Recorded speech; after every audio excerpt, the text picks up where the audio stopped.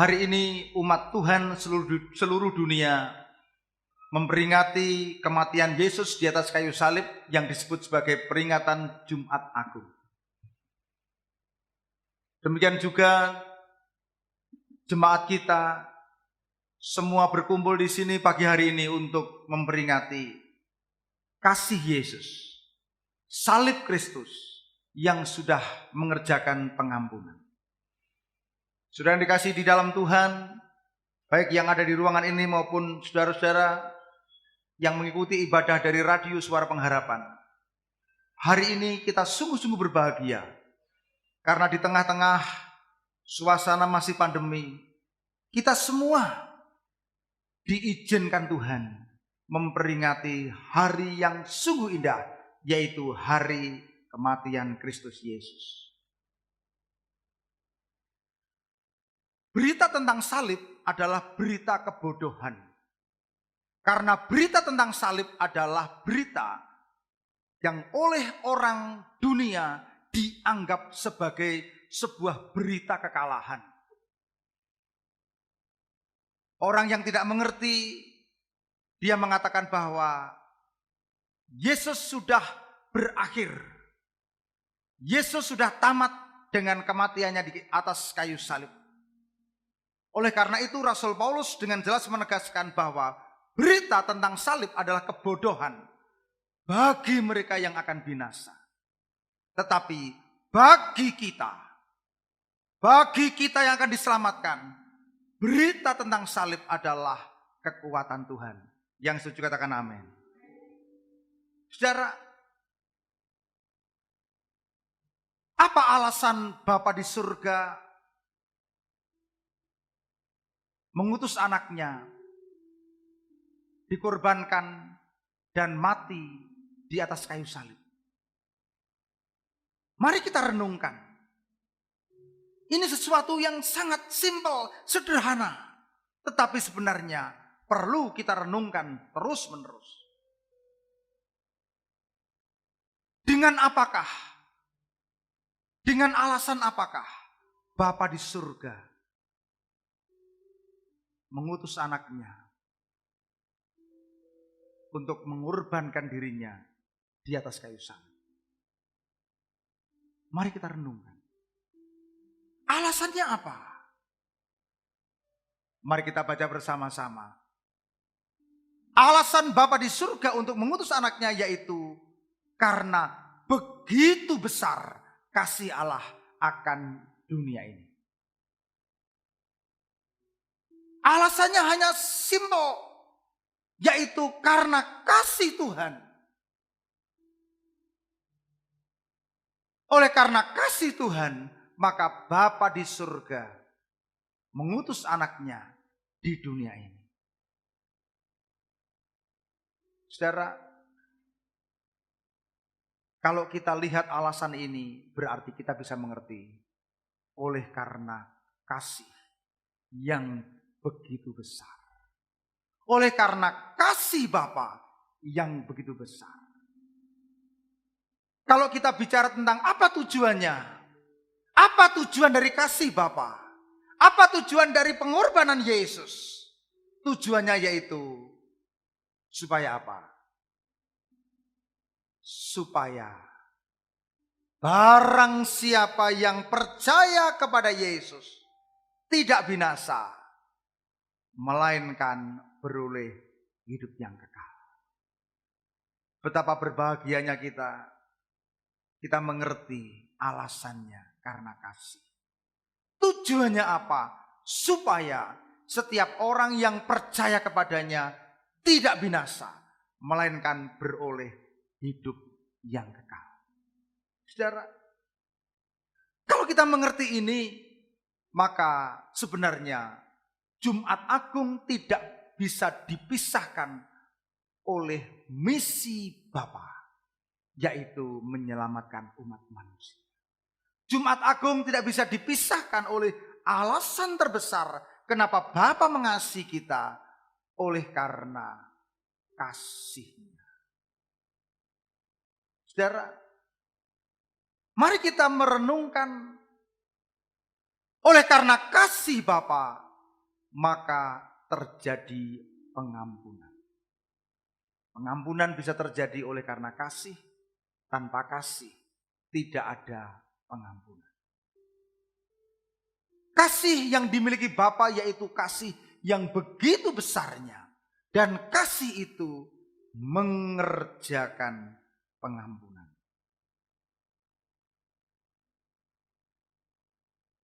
Lalu ada pertanyaan, kapan Yesus mengampuni kita? Pada saat bagaimana Yesus mengampuni kita? Yesus mengampuni kita ketika kita bukan menjadi orang yang tanpa dosa. Yesus mengampuni kita bukan karena kita adalah orang yang hebat, orang yang merasa hebat, merasa benar. Yesus mengasihi kita, yaitu tatkala kita masih berdosa. Saudara, saya nanti mau mengajak kepada saudara untuk menerapkan ini. Kenapa? Karena bagaimanakah kita merefleksikan Paskah ini? Dari Jumat menuju kepada Minggu. Dari kematian Yesus menuju kepada kebangkitan. Supaya jangan sampai peringatan Jumat Agung ini hanya berlalu. Saudara pulang nanti akan menjadi sama lagi. Kita rindu supaya lewat momen Jumat Agung ini kita mengalami sesuatu yang luar biasa, yaitu mengalami, merefleksikan kembali begitu besar kasih Allah akan hidup saya, akan hidup saudara, sehingga ia telah mengaruniakan anaknya yang tunggal, supaya barang siapa yang percaya kepadanya tidak binasa, melainkan beroleh hidup yang kekal. Setelah itu apa? Setelah itu lalu kita pulang, kita masih membenci orang lain. Setelah itu kita pulang, kita masih menghakimi oleh orang lain. Setelah itu kita pulang, kita masih bermusuhan dengan orang lain. Begitu sederhananya Jumat Agung hari ini. Firman Tuhan sangat sederhana. Mari kita mengamalkan kasih itu menjadi kasih yang bisa kita terapkan sehari-hari. Yesus mengasihi kita ketika kita masih berdosa. Mari kita baca bersama-sama firman Tuhan di dalam Roma pasal 5 ayat 8. 2, 3. Akan tetapi Allah menunjukkan kasih-Nya kepada kita. Oleh karena Kristus telah mati untuk kita ketika kita masih berdosa. Saudara, berapa di antara saudara yang masih bermusuhan dengan orang lain? Berapa di antara saudara yang masih menghakimi oleh orang lain? Menghakimi berarti memiliki satu kepercayaan yang salah. Kita punya dua otak besar, otak kecil. Otak kecil ini hati-hati. Kadangkala sering dipakai untuk menyimpan kesalahan orang lain. Menyimpan hal-hal yang tidak sempurna dari orang lain. Lupa bahwa kita pun orang yang tidak sempurna. Gereja yang kuat adalah gereja yang dihuni oleh keluarga-keluarga yang saling mengasihi. Amin. Keluarga yang kuat itu dihuni oleh suami istri yang saling mengasihi. Suami dan anak, istri, anak, orang tua dan anak yang saling mengasihi. Begitu kuat rema ini. Tuhan tanamkan dalam hidup saya tadi malam. Sehingga saya tidak perlu berkhotbah yang terlalu dalam. Simple. Gereja yang kuat adalah gereja di mana keluarga saling mengasihi. Lepas dari apakah kita adalah orang-orang yang salah, orang-orang yang berdosa, orang-orang yang banyak kekurangan. Karena Yesus Kristus menunjukkan kasih-Nya kepada kita. Oleh karena Kristus ketika kita masih berdosa.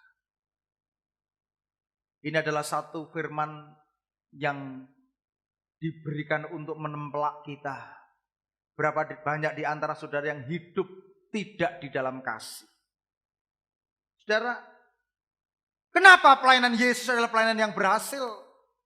Karena pelayanan Yesus itu ditandai dengan belas kasihan.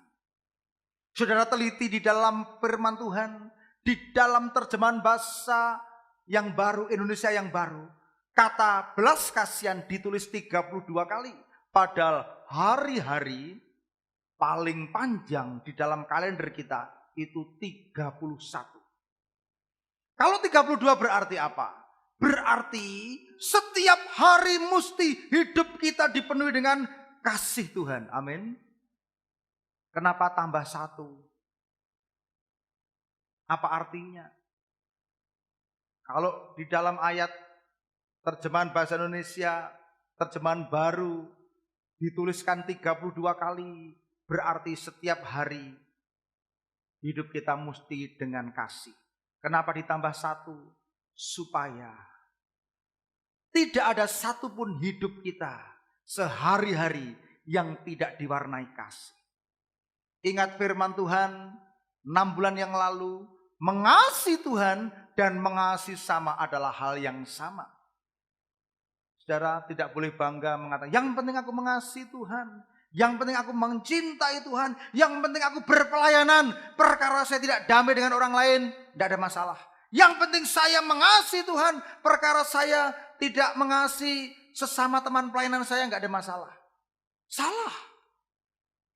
Tema terbesar daripada Alkitab, firman Tuhan kita, yaitu kasih. Hidup kekristenan tanpa diwarnai oleh kasih adalah hidup yang sia-sia. Kenapa banyak kegagalan dalam hidup manusia? Karena manusia tidak mengerti tentang kasih. Hidup yang tanpa kasih pasti diwarnai dengan banyak kegagalan. Ketika saudara gagal mengasihi orang lain, saudara menghakimi oleh orang lain, saudara lupa bahwa kita juga tidak sempurna. Yesus rela mati bukan karena dosanya. Dia diremukkan oleh karena pelanggaran kita. Dia dihajar habis-habisan oleh karena dosa kita. Supaya kita yang berdosa ini, supaya kita yang salah ini, kita beroleh pengampunan. Amin. Salib yang adalah berita kebodohan itu jadi kekuatan kita. Karena di kayu salib, di situ ada pengampunan. Saudara, Rasul Paulus dengan jelas mengajarkan, kasih itu sabar.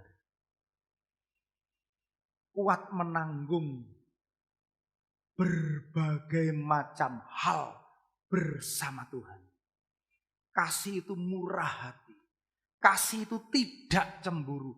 Kasih itu tidak memegahkan diri dan tidak sombong. Kasih itu tidak melakukan yang tidak sopan. Tidak mencari keuntungan diri sendiri. Tidak pemarah. Tidak menyimpan kesalahan orang lain. Saudara yang masih menyimpan kesalahan orang lain, berarti tidak ada kasih. Kasih itu tidak bersuka cita karena ketidakadilan. Tetapi karena kebenaran. Kasih itu menutupi segala sesuatu.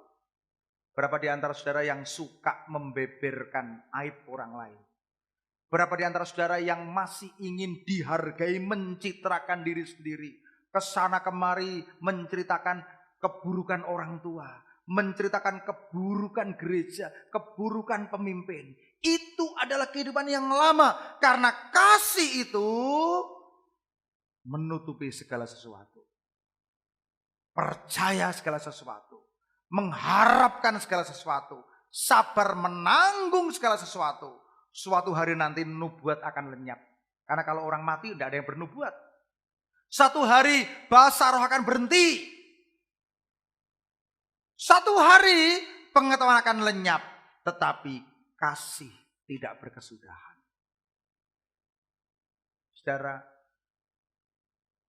Saudara yang kehilangan kasih mula-mula, udah mulai padam kasihnya, datang pada Tuhan, minta pada Tuhan, Tuhan berikan aku kasih-Mu, supaya aku bisa mengasihi bukan dengan kekuatan kasihku.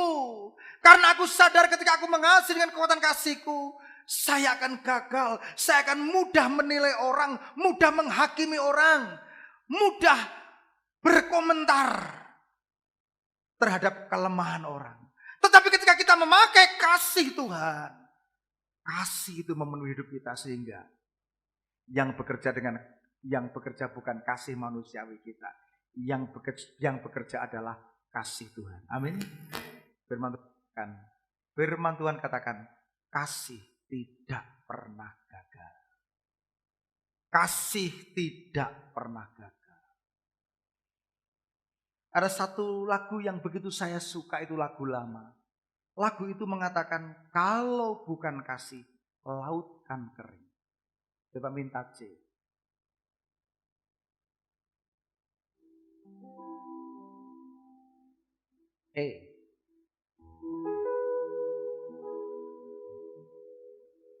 Nggak usah pakai musik dulu, nanti setelah ngerti baru silakan nyusul. C. Satu lagu yang indah mengatakan, kalau bukan kasih, laut kan kering. Bintang tak bersinar, burung tak berkicau. Kalau bukan kasih, surga tiada. Tiada yang kurasa kalau bukan kasih. Kalau bukan kasih, laut kan kering, bintang tak bersinar. Semua nyanyi, semua belajar. Burung tak berkicau. Kalau bukan kasih, surga tiada. Tiada yang ku rasa kalau bukan kasih. Semua nyanyi, kalau bukan kasih, kalau bukan kasih, laut kan kering, bintang tak bersinar, burung tak berkicau, burung tak berkicau. Kalau bukan kasih, kalau bukan kasih, surga tiada. Tiada yang ku rasa kalau bukan kasih. Mari BL, kalau bukan kasih, semua nyanyi. Kasih bukan kasih, semua menyanyi. Laut kan kering, bintang tak bersinar, bintang tak bersinar, burung tak berkicau. Kalau bukan kasih, surga tiada. Tiada yang ku rasa, tiada yang ku rasa kalau bukan kasih. Yang sebelah sini dulu, kalau bukan kasih,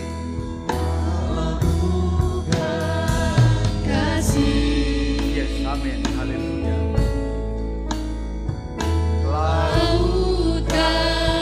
Nyanyikan semua. Terima kasih Tuhan untuk kasih. Bintang tak bersinar, Terima kasih Tuhan. burung tak berkicau. Yang di sini, kalau bukan kasih, surga tiada. Kalau bukan kasih, surga tiada.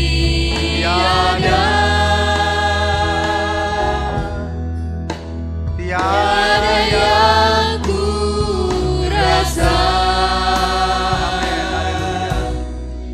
kalau bukan kasih. Semua nyanyikan. Kalau bukan kasih, Kalau bukan kasih, laut kan kering, bintang tak bersinar, burung tak berkicau. kalau bukan kasih, Kalau bukan kasih, surga tiada. surga tiada.